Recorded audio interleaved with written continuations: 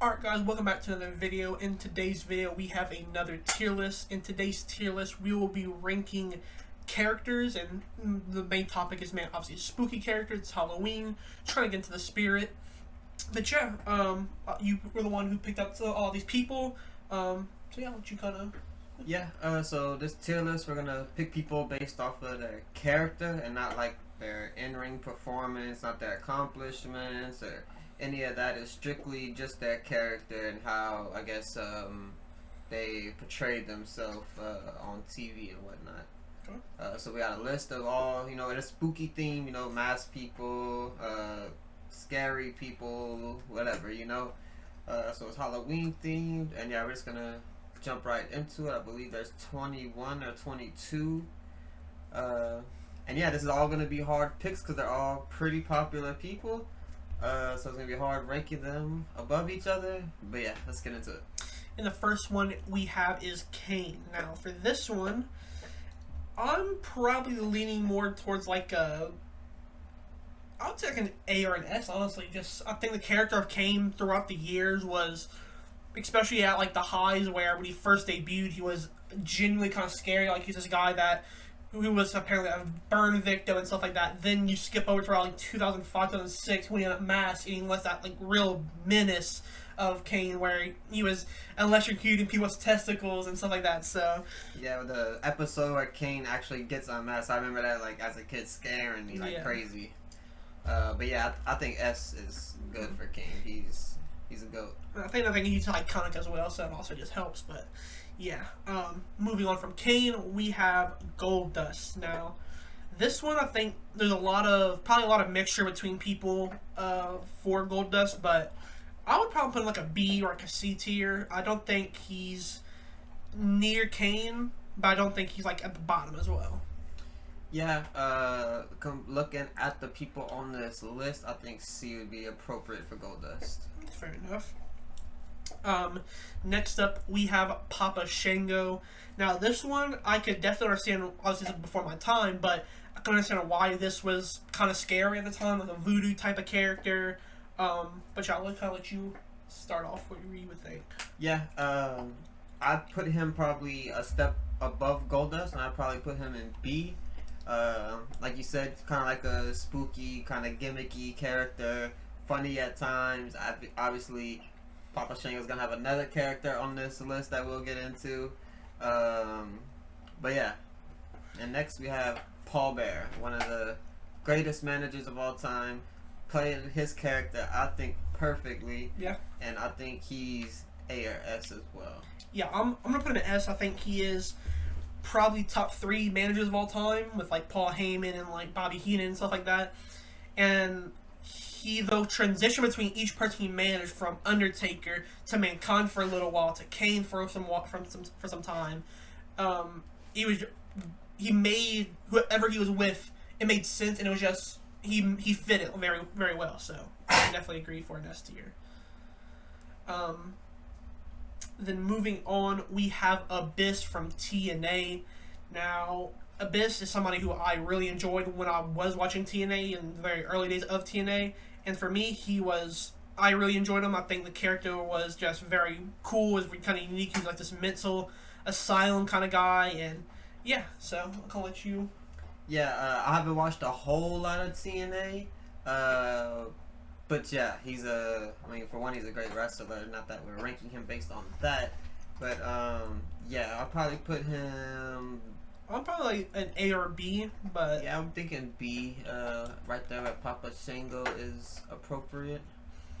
And then after Abyss, we have Bray Wyatt in the Fiend gimmick. Now, this one, I'm probably leaning toward like an S or an A. I think when he debuted this character, it was of something very, very different from everything, and he made it work so well. Obviously, the matches he had sometimes weren't the best, but that's not what we're rating on, like we said. So yeah, for me, I'm looking for like an S or an A, to be honest. Yeah, I'm thinking A more myself.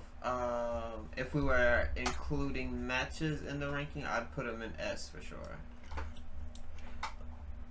And then moving on, we have our first AEW guy, where we have Luchasaurus. Now, this one's a little bit different because he's just a dinosaur. but I'm leaning probably more to like a C or a B, to be honest. I don't think he's that, like, it kind of feels like he is just a guy with a mask. He's not a real dinosaur, you know, and obviously that's really hard to do well, but yeah, I'll lean to like a C probably. Yeah, I mean, the scary part of him is just how massive he is. Yeah. It's kind of like a Kane thing, but just not as... He's like their version of a Kane, like a watered down kind of version of it. That's kind of how I look at him. But yeah, I think C is perfectly fine for him. And then after that, we have the Brood. Obviously, Edge, Gangrel, and Christian. For me, I'm probably looking towards an A here. I think it was something very cool at the time. Just vampires who were badass. They had the bloodbaths every once in a while, which was very cool to see on TV, I'm sure. So for me, I'll lean towards an A. Yeah, I think more so B myself. Yeah, they were one of the very few teams to be a faction in a faction. They were part of the Brood while part of the Ministry of Darkness. And yeah, obviously all of them, well, not so much Gangrel, but Edge and Christian went on to do great things and are still doing great things. So yeah. And after that, you mentioned the Ministry of Darkness. We basically have the leader of the Ministry, which is the Undertaker. And for me, I think it's an easy S. When he first debuted, he was just this big, tall guy who was just very unique, and he stood out, like, and it was meant to fail. However, this was one of the biggest jackpots W has ever hit with a character, and just he made it work amazingly throughout his entire career. Especially going from Mean Mark to this legendary person who would end up in the Hall of Fame and I don't even know how many time WWE champion, tag team champion. I don't even know all the belts he's had, but he's probably damn near had all of them. Yeah. But yeah, S tier for sure. And then moving on from that, we have a WCW legend, and really a guy who I think is probably the closest you'll get to somebody like Undertaker in WCW at that time, I would say, and that is Sting. I mean, yeah, I think this is another S. When he turned from that Hollywood blonde Sting to the dark, I don't even know what you would call him, when he was just in the dark and the rafters coming down. It was so cool, just especially seeing somebody every single night come down from the rafters was very cool. See him up in the higher decks was very cool. But Joe, what do you think? Yeah, I'd probably put him in A with Bray Wyatt, I think. Yeah, just because I just don't think he's in the same tier as Undertaker and Kane. But I mean, obviously, if we were including matches, obviously he'd be an S tier for sure. For sure. Moving on from that, though, we have the Demon Finn Balor now. When this first debuted at NXT, it was a great, like, such... It was very cool because we don't have too many, like, personas of a person, and when he brings that out, you know you're going to have a brutal match ahead of you. And obviously when he came up to main roster, it kind of died down more and more to the point where now he doesn't even like the character anymore. So for me, I would probably put him A because of how big the peak of it was, but then obviously towards the end, those lows were pretty low as well. So for me, I would probably say an A. Yeah, I would say A as well. Obviously, he's great in ring, so that helps, the performance of, his character. And then, I mean, yeah, they kind of watered it down a little bit by using it a little too much, I think, and that's why the Demon Finn Balor thing kind of died out a little bit. But yeah, I mean, it's Finn Balor. He's great. And still to this day playing his character, just Finn Balor. Great. Moving on from that, we have the guy who haunted my childhood, and that is the Boogyman. For me alone, I think I can't disrespect him, and I have to put him somewhere towards the higher tiers because, like I said, he was the ultimate scary guy in my childhood. Just every time I seen him, I was under the covers, sometimes crying. But yeah, the way he played the character was, in my opinion, very well. The feud with obviously Booker T is probably what he's been known for the most. But yeah, what do you think? Yeah, he definitely should be in B, B or A, like very low A. I think like a high B would be nice. I think that's fair. Yeah, he just played his character great. Obviously, his in-ring stuff wasn't the greatest. But for what he was supposed to do, what WWE booked him to do, he did it perfectly. Scare a few people. He came out there and put, I'm assuming, always assume so at least, it was real worms in his mouth and put it into other people's mouths. So like the character dedication to do that is kind of crazy. And then the entrance as well. So many great entrances by the Boogeyman. So yeah, I love Boogeyman. And next up after that, we have pretty much a complete 180 from that. We have the Honky Tonk Man, who is basically just an Elvis impersonator. Now, this pretty much just is the, I don't know how to really phrase it, but just this is what WWE was in like the 80s, like late 80s, early 90s, stuff like that. Just these gimmick characters who were there to just copy somebody else who was popular at the time, and obviously Elvis was somebody who's very popular. But yeah, what do you think? Yeah, I think he's gonna be our very first entry to D tier. Yeah. Comparing him to, you know, the other people on here, obviously he was the longest reigning Intercontinental Champion. Gladly that was passed up by Gunther recently. But yeah, as a character, and not to mention he's before my time, so maybe it's just, you know, not my thing. But yeah, comparing him to the other people on this list, I think he's safe in D. Then after that, we have Alexa Bliss. Now, this character, Alexa Bliss, I didn't have too much time to watch her, so one thing we'll kind of go back and forth and trying to watch old footage. But yeah, I think she played the character fairly well with her feuds with Randy Orton and stuff like that, alongside being like a partner, like the sister of The Fiend and Bray Wyatt. Yeah, what do you think? Yeah, same. I pretty much put this specifically for The Fiend, Alexa Bliss. I don't know how to word that. She kept the same name, but there's no, you know what I mean? But this is specifically the Fiend version of Alexa Bliss. And I think she did it very well. Her and Bray, obviously, I mean, they crushed it. I mean, during the pandemic era, they carried. So I think B tier, probably. That sounds about right. And after that, we have a trio, or another trio, in there from AEW, and it's the House of Black. Probably my favorite faction in AEW as of right now. For me, as like a purely characters, there isn't much to them. They're just kind of like golfs almost, I would say. So as a character, they're not, I wouldn't put them very high, but obviously in-ring performers, I'm putting them towards the top. But what do you think? Yeah, I think I would put them right there with the other AEW superstar and Luchasaurus in C tier. I was not a fan of House of Black, and then we went to a live show in AEW, got to see them live, and then that turned me into a fan. I didn't realize how just massive all three of them were. Yeah. And yeah, that kind of helped me become a fan. I see the menacing look now that they're trying to, you know, yeah, it kind of helps when you see that in person with some characters. And after that, we have another very iconic character, a man who's played many different characters, and that is the Mankind character. For me, I think this is, again, an auto S. I think he's somebody who played that psychotic role very well. But yeah.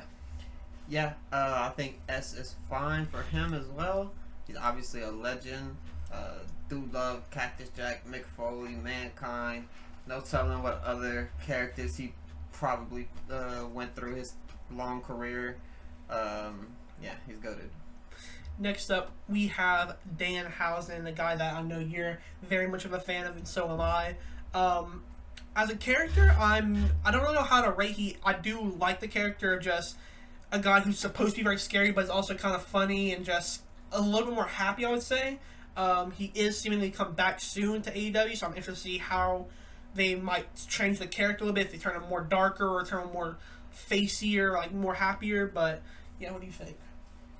Yeah, I'm gonna put him right with the Boogeyman. I think they both do the same thing that I mentioned earlier. They're booked to do a specific thing. They do that, and they do it really well. He has had very few matches. Those matches have been, you know, mid-tier matches or whatever, but people love Danhausen, and the reason why he sells as much merch as he does is because of just his character and just his personality. So yeah, I think B tier right there with Boogeyman is fine for him. Now we have another AEW superstar, and that is Darby Allen.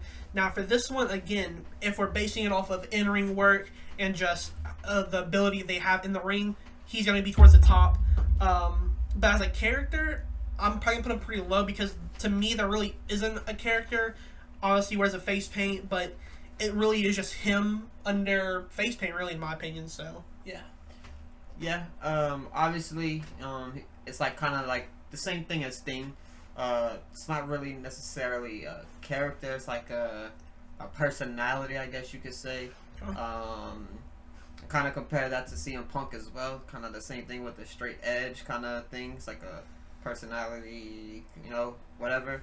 So yeah, I think I'll put him probably with the Honky Tonk Man in D, honestly. Yeah, I think, again, this isn't based on any ring work, because like I said, he'd probably be towards your S or probably A, really. He's my favorite AEW person, period. So. Yeah. Then next up, we have Uncle Howdy. Now, this one, we really don't have too much to base it off, but the character we have seen, I enjoyed it. I think the direction of it could have been very interesting, assuming it's pretty much all but confirmed now that it was Bo Dallas, and the rumors are that they're going to continue it sometime soon and just kind of pick it up where they left off and try to do it and finish it out in the honor of Bray Wyatt. But yeah, for this, I'm probably going to have to put it just B, just middle of the pack, because I don't think anything has been bad about it, but I think nothing has been like amazing about it, so I think B for me is where I'd put it here. Yeah, I think B as well. I believe the last time we seen him was at SummerSlam with the LA Knight Bray Wyatt match, Blackout Mountain Dew match. That was Royal Rumble. Well, that was Royal Rumble, okay. Yeah. Royal Rumble of last year. That was the last time we seen him, where obviously he does the very misguided flip off the whatever it was. I don't even know what it was. But yeah, last time we saw him was versus LA Knight and Bray Wyatt. He obviously came out and interfered a little bit. But yeah, Uncle Howdy B, I think that's fair. Then next up, we have the Ministry of Darkness. I'll let you talk about this one because this is more up your alley. Yeah, I mean, for me, this is the best faction of all time besides the X. I absolutely love them. I mean, you had Bradshaw, you had Farouk, Edge, Christian, Gangrel, Midi and Viscera, obviously Undertaker, Paul Bearer. Everybody, you know, went on to do a lot of good things, for a majority of them at least. And yeah, they were just a scary faction because they would do all the crazy cross hanging, crucifixions, whatever you would call whatever's the right way to say what they were doing. That's what it was. But yeah, they had so many great moments, scary moments. So I think S tier for sure. And next up, we have a more comedic character, and that is the Hurricane. Now, I'm probably going to put him probably higher up, or like at least mid-level, because he was just so funny, and the entire gimmick is he is just a shit superhero. He's not really a superhero. He's just acting like one. And I think he was very funny in my opinion. But yeah, what do you think? Yeah, I think I'm in between B and C tier. Yeah. I'm probably gonna put him. I'll put him in B because I think they're just some iconic, funny moments of Hurricane. So I think I'm just gonna put him in B just for those funny moments. Then next up we have Doink the Clown. Again, this is pretty much really before my time, so kind of like you do more talking on this one. But yeah. That's pretty much before my time too, yeah. But I know enough to speak about it. I think people love Doink and they hated Doink because there's a lot of character changes. Now this person's playing him, this person's playing him, and it kind of went through the ringer a little bit. Chris Jericho played him at a certain point in a certain match. I forget who it was against or whatever. But he dressed up as him, came out as him. So the character of it is really good. I'd probably put him. I put him in C tier. I think that's good for him. And next up, as we mentioned earlier, we have another character, and that is the Godfather. He obviously played Papa Shango. He has a lot of different other characters. I'm pretty sure he's in the IRS the Good Father. Yeah, the Good Father. Yeah, what do you think about him? Yeah, I mean, I love the Godfather. I thought it was hilarious. Obviously, you know that character would never go over nowadays. But I thought it was hilarious at the time. I mean, it was the '90s and the early 2000s. It's kind of what you would expect to see. But yeah, he's like your typical pimp, I guess you could say. And he played it really pretty good. But I'll put it below his Papa Shango character and go C. Fair enough. Now, next up, we have another one of my favorite factions of all time, and that is the Wyatt family. Now, these were basically people from the swamps of Louisiana, basically, and they were just a little bit, they were just different, and you could always tell just they looked different, and they stood out so well at a time where big factions weren't a thing. The only other big faction at the time was the Shield, and they were the Shield's basically counterpart for most of the time when both teams were together. So for me, I'm probably looking at an A or an S even, because I just love this faction so much. Just the character, the stories they would kind of tell, and yeah, it was great. Yeah, I would say A tier myself. Actually maybe S tier. I think they were just as good as Ministry, like right under Ministry for me.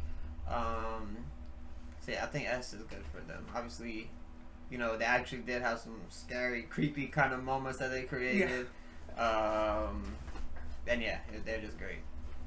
Then next up we have, and last but not least, we have the Viking Raiders. Now, this one, for me, I'm not too much of a fan. I kind of just, I don't know, I just don't like the character of the Vikings. I think they can do better. They're a phenomenal tag team. I feel like they're being held back by being a part of just these two Viking guys. So, for me, I'm probably going to put them either D or C, but what about you? At first, I did not like them at all. I kind of felt the exact same way as you. I was like, I don't get it. They're Vikings, like, you know what I mean? Yeah. But obviously, they turned me over as a fan, not really because of their character necessarily, but because of their in-ring work. And they don't really play their character too well. I forget who the girl's name is. Valhalla. She plays her character well. She kind of like fits into it, and she's like their manager and whatnot. When she comes to the ring, she does that really well. She does all the creepy motions and the mask and all that. But like you said, they're not too convincing, and I think I'll say D tier. Yeah. And that is our spooky character costume type of tier list. Let us know what you guys think. What would you change? Yeah, I enjoyed this video. If you guys did as well, make sure to drop a like and subscribe, and we'll see you guys in the next video.